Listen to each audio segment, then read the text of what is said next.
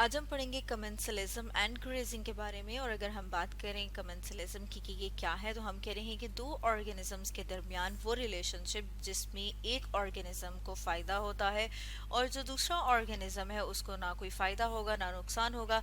तो इस तरह का जो रिलेशनशिप है उसे क्या कहा जाता है? उसे कहा जाता है कमेंसलिज्म। और जो ग्रेजिंग है वो उसी की एक एग्जाम्पल है, जैसे कि यहाँ पर हम डायग्राम में देख रहे हैं एनिमल क्या कर रहा है, वो घास खा रहा है और इसको क्या कहेंगे कि ये क्या है? ग्रेजिंग। तो हम कह सकते हैं कि ग्रेजिंग कौन सा फिनोमेना है? Eating grass. और जो कि हम कह रहे हैं कि प्लांट्स को खाते हैं उन्हें कहा जाता है हर्बीवोर। तो ग्रेजिंग क्या है? ग्रेजिंग वो फिनोमेना है जिसमें ग्रास ईटिंग, मतलब ये कि हर्बीवोर जो है वो ग्रेज करते हैं। और ये फिनोमेना कौन सा है? ये फिनोमेना है कमेंसलिज्म का, जिसमें एनिमल जो है उसको ये फायदा हो रहा है कि वो अपनी फूड का इंटेक कर रहा है। लेकिन जहाँ पर जब हम बात करते हैं दूसरे ऑर्गेनिजम्स जो कि प्लांट्स हैं, तो हम कह रहे हैं कि उनको ना फायदा होगा ना नुकसान होगा, बल्कि वो दोबारा से क्या करेंगे, उनकी जो वहां पे हम कह रहे हैं कि बाकी पार्ट्स हैं वो दोबारा से रीग्रो कर जाते हैं। तो ग्रेजिंग का अगर फायदा देखा जाए कि ग्रेजिंग का क्या फायदा है, तो इसमें हम देखते हैं कि जब एक ही जैसे एनिमल्स जो हैं वो एक जगह पे एक ही स्पीशी के एनिमल जब ग्रेज करते हैं तो उनमें एक कंपटीशन डेवलप हो जाएगा। और जो कंपटीशन डेवलप हो जाएगा उसकी वजह से हम देखते हैं कि उस स्पीशी का जो नंबर है, मतलब हम देख रहे हैं कि उस स्पीशी के जो इंडिविजुअल्स हैं उनका नंबर जो है वो कंट्रोल में रहता है, लिमिट में रहता है।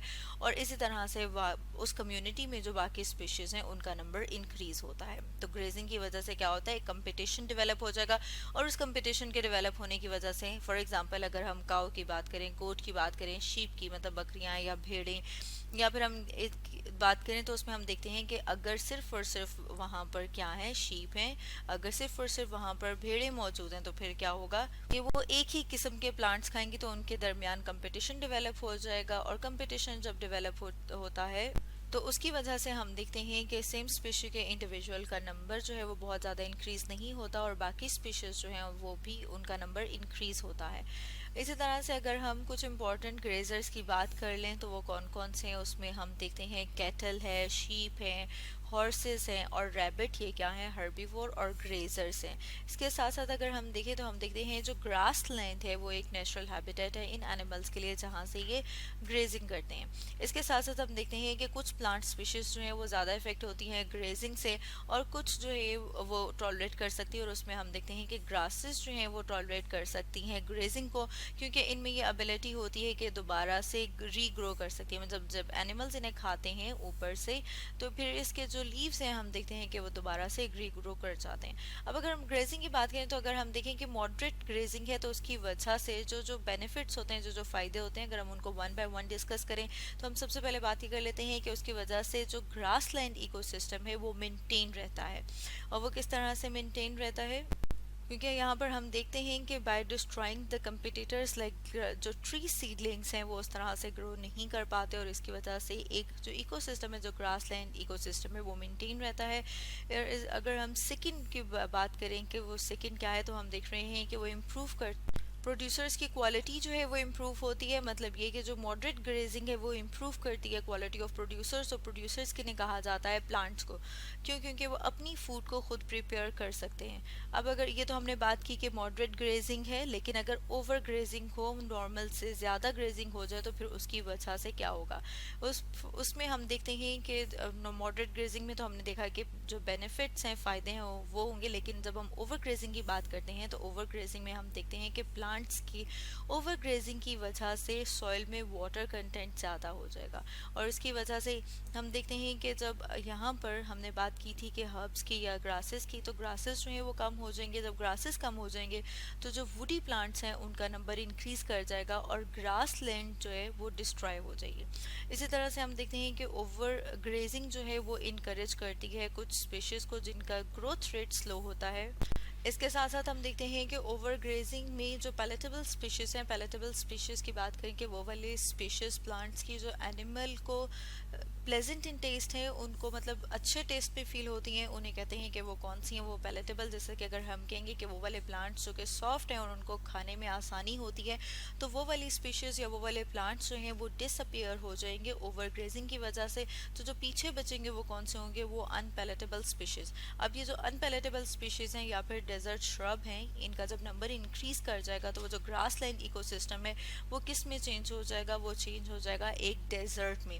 और उसके लिए अगर हम साथ में डायग्राम देखें और स्टेप बाय स्टेप देखें कि एक जो ग्रास लैंड इकोसिस्टम है वो डेजर्ट में किस तरह से चेंज होता है, तो अगर हम यहाँ पर एग्जांपल लें वेस्ट अफ्रीका की, तो वेस्ट अफ्रीका में जब बहुत सारे एनिमल्स ने ओवर ग्रेजिंग की, तो ओवर ग्रेजिंग की वजह से वहाँ से ग्रासेस ख़त्म होना स्टार्ट हो गए। जैसे यहाँ पर हम देख रहे हैं कि अब ग्रासेस जो है वो डिक्रीज हो गया उनका नंबर, और जब ग्रासेस कम हो गए तो सेकंड पॉइंट में अगर हम देखेंगे टू मैनी एनिमल्स ग्रेजिंग, तो उसकी वजह से ग्रास डिसअपियर हो जाएगी। जब ग्रास डिसअपियर हो जाएगी तो पीछे सिर्फ और सिर्फ सॉइल रह जाएगी, और जो सॉइल है, जो मट्टी है, वो हवा से वहाँ से उड़ेगी। और जब विंड मतलब ये कि जो हवा है जब वो मिट्टी को वहाँ से उड़ाएगी, तो पीछे हम देख रहे हैं जैसे यहाँ पर कि वो जो ग्रास लैंड था वो किस में कन्वर्ट हो चुका है, वो कन्वर्ट हो चुका है डेजर्ट में।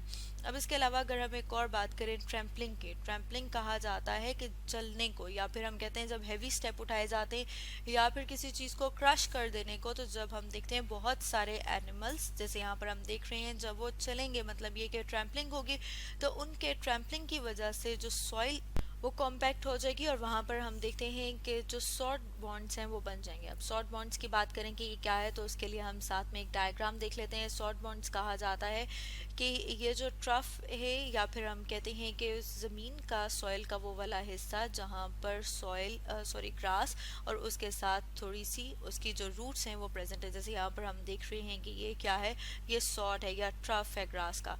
तो इस तरह से जब बन जाएगा तो उसकी वजह से वहाँ पे एरेशन कम होगी, मतलब ये कि हवा की, एयर की क्रॉसिंग नहीं होगी, जिसकी वजह से वहाँ पर जो मौजूद वेजिटेशन है, वहाँ पर जो मौजूद प्लांट्स हैं उनकी ग्रोथ उस तरह से नहीं होगी, उनकी ग्रोथ जो है वो पुअर होगी। इसी तरह से हम देखते हैं अगर ओवर ग्रेजिंग और ट्रैम्पलिंग जो है वो बहुत ज़्यादा हो जाए तो, और साथ साथ उसकी वजह से क्या होगा, सॉइल एरोजन। सॉइल एरोजन जिसमें हम कहते हैं कि जो अपर मोस्ट लेयर है या जो टॉप लेयर है, सबसे ऊपर वाली लेयर है सॉइल की, उसमें क्या मौजूद है, उसमें न्यूट्रिएंट्स मौजूद हैं।